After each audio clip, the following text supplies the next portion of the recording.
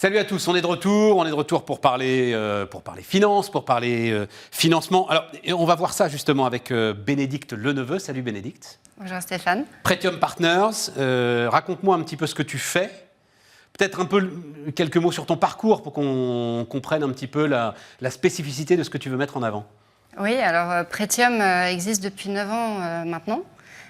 J'ai créé cette activité après avoir passé une vingtaine d'années dans les financements, en ayant été banquier. Dans une banque, oui, voilà, c'est ça. Dans plusieurs banques, plutôt anglo-saxonnes. Et j'ai créé l'activité après la crise financière de 2007-2008, où tout a été bouleversé.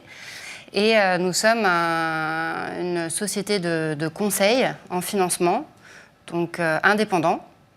Nous ne sommes pas courtiers, donc on travaille vraiment pour ceux qui ont besoin de financement.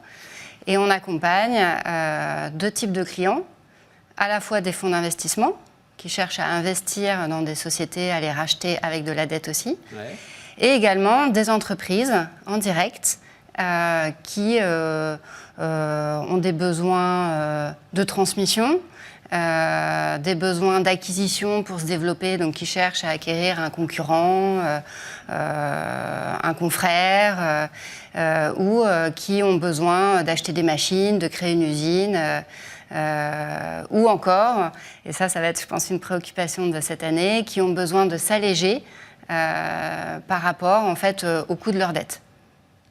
On va y venir sur le coût de la dette. Effectivement, c'est une préoccupation. Mais donc, c'est que de la dette ?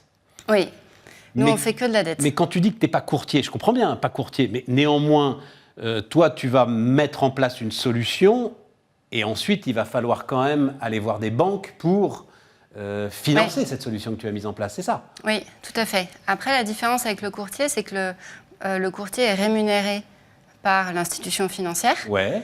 Moi, mon client, c'est l'emprunteur, donc c'est la société. C'est la société qui te rémunère. C'est l'actionnaire ou le dirigeant et ou le directeur financier. Donc moi, je travaille pour l'entreprise. Une forme de consultant, finalement. Voilà exactement. C'est ça, exactement. Et donc, ça te donne une totale indépendance ensuite pour discuter avec les banques des meilleures conditions. Tu fais presque partie de la direction financière de l'entreprise qui est ton client, alors, à ce moment-là. Voilà. Ouais, c'est ça. C'est ce qu'on aime faire et c'est ce qu'on aime créer. C'est pour ça qu'on travaille vraiment sur... on part de l'identification du besoin de l'entreprise, du chef d'entreprise, et on écoute beaucoup, on crée un lien, parce que voilà, l'objectif, et ça nous arrive, c'est qu'on devient un peu comme une direction financière externalisée, spécialisée financement, et on les accompagne dans ces cas-là assez longtemps. Sauf que ces entreprises, normalement, elles ont une banque déjà. Elles ont un banquier qui les accompagne pour certaines depuis plusieurs années. Ça veut dire qu'il fait mal son boulot ? Ah non. C'est-à-dire que, alors il y en a qui n'en ont pas. Comment ça, il y en a qui n'en ont pas ? Des entreprises ? Il y a des entreprises qui n'ont pas de dette. Ah oui, qui n'ont pas de dette, mais qui ont quand même une banque qui est censée les accompagner. Oui, mais en fait, la problématique, c'est vraiment d'identifier leurs besoins. Et donc, un dirigeant peut avoir un besoin, mais il aura une idée, mais il n'ira pas forcément au fond de son idée. Donc, on l'amène aussi à réfléchir à, par exemple, il veut acheter une entreprise, et puis en creusant, en discutant, on se rend compte qu'en fait, il veut transmettre sa société 2 ans après à son fils ou à son directeur général. Et donc là, la structure de dette que tu vas lui proposer ne va pas du tout être la même. Non. Elle va pas forcément être la même. Et en tout état de cause, au niveau du contrat juridique, il y aura des petites clauses qui vont permettre en fait, que le financement perdure, même s'il y a des grands bouleversements à côté. Donc c'est pour ça que pour nous, c'est très important d'être dans l'écoute pour comprendre le projet d'aujourd'hui, mais également le projet de demain. Et un financement, quand on le met sur une opération comme celle-là, c'est 8-9 ans, enfin 6, 7, 8, 9 ans. Donc il se passe plein de choses. Ouais. Donc on ne peut pas tout prévoir, mais on essaye, autant faire se peut, que le contrat, parce qu'après tout ça c'est un contrat juridique, fonctionne avec les évolutions. Alors, j'ai 2 questions pour élargir le débat et pour qu'on justement on en apprenne un tout petit peu plus. Tu l'as dit, il y a des entreprises qui n'ont pas de dette. Il y a effectivement beaucoup d'entreprises qui n'ont pas de dette. Il y a beaucoup de chefs d'entreprise qui ont même une forme de peur de la dette. Globalement, s'endetter, c'est mal. Qu'est-ce que tu leur dis ? Alors, je leur dis que la dette, c'est un moyen d'aller plus loin. C'est un moyen de financer un projet moins cher que d'ouvrir son capital. Alors, j'allais y venir après sur l'ouverture du capital. Mais déjà, l'idée, si vous voulez croître sur ses fonds propres, c'est forcément limiter sa croissance, c'est ça l'idée. C'est limité. Ensuite, on peut perdre aussi le contrôle. Il y a des impacts qui sont non négligeables.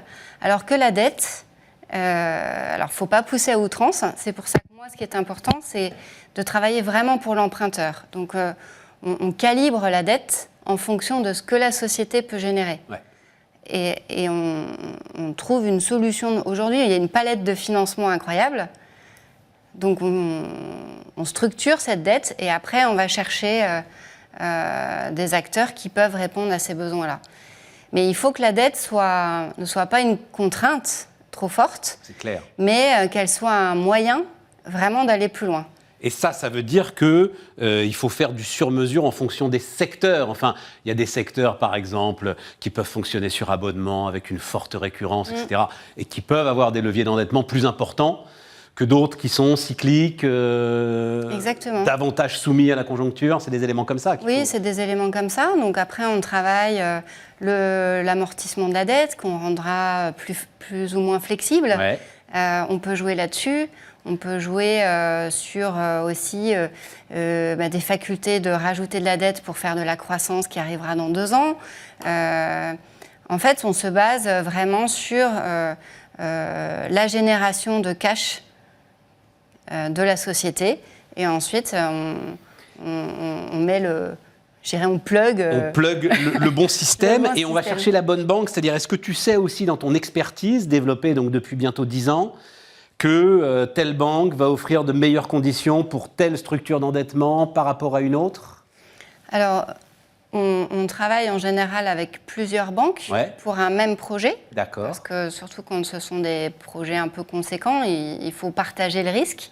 Donc oui, on va aller chercher des banques différentes en fonction déjà de la localisation de la société. Donc si elle est en province, je ne sais pas, si elle est à Lyon par exemple, on va d'abord regarder des banques lyonnaises. Parce qu'il faut créer un vrai partenariat. C'est-à-dire que justement, pour pas que la dette soit vue comme le bâton ou comme c'est dramatique de s'endetter. C'est ça, l'épée de Damoclès au-dessus de ma tête qui m'empêche de dormir. Donc ça, il faut pas ça. Donc il faut avoir une relation commerciale aussi à côté. Donc on va chercher des partenaires comme ça.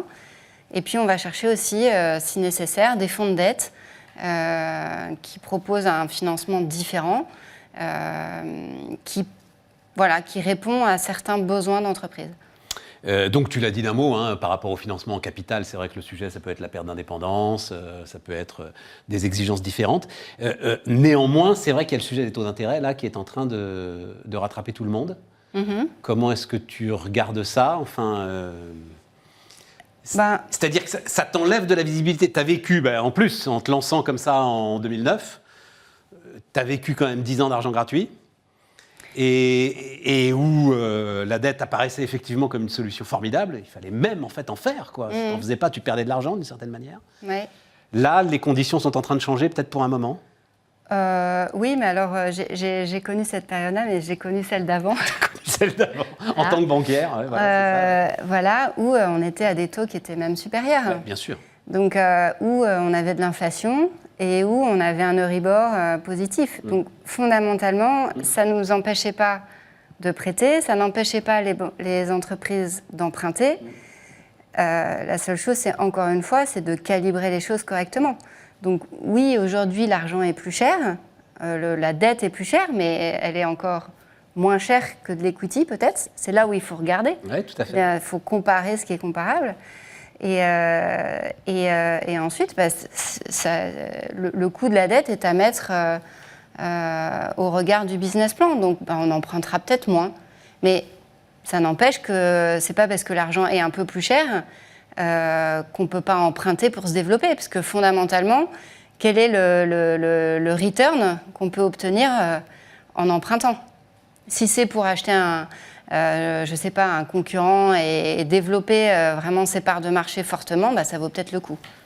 L'ambiance, juste pour terminer, justement, l'ambiance en ce moment sur ton business, est-ce que ce que tu dis là suffit à convaincre l'ensemble de ceux qui ont des... Parce que c'est intéressant pour l'équilibre macroéconomique de notre économie, de notre société. Il faut que les chefs d'entreprise aient toujours des ambitions et il faut qu'ils aient toujours envie de les financer. S'ils sont un peu effrayés par la montée des taux d'intérêt, ça va poser un problème. Est-ce que c'est ce que tu constates? Non, ils vont toujours de l'avant. Oui, il y en a qui le sont. Oui, il y en a qui le sont, mais c'est là où c'est important d'expliquer. Il faut rassurer, faut être pédagogue, faut montrer comment ça marche. Et je pense que oui, il faut passer peut-être un peu plus de temps pour rassurer. Mais il faut y aller, quoi. Il faut y aller, absolument. Bénédicte Leneveu et donc Pretium Partners.